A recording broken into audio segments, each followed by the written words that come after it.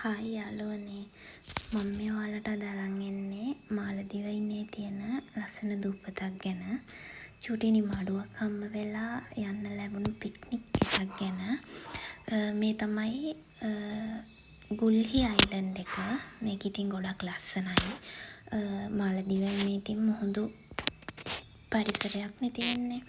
ඉතින් අපි ගිහිල්ලා විනෝද වුණා. කෑම හදාගෙන කෑවා. ලස්සනට දවසක් ගෙව්වා. නිදහසේ ඉන්න ලස්සන තැනක්. වැඩ කරලා මහන්සි වෙලා. ඉතින් මේ වගේ තැනකට ගිහින් ටිකක් නිදහසේ ඉඳලා මයින්ඩ් එක රිලැක්ස් කරගන්න පුළුවන් තැනක්. මාලේ සිටි එකේ ඉඳලා බෝට්ටුවක යනවා නම් පැය 2ක 3ක වගේ ගමනක්. නෝමල් බෝට්ටුවක. ස්පීඩ් බෝට්ටුවක යනවා නම් ලොකු වෙලාවක් යන්නේ නෑ.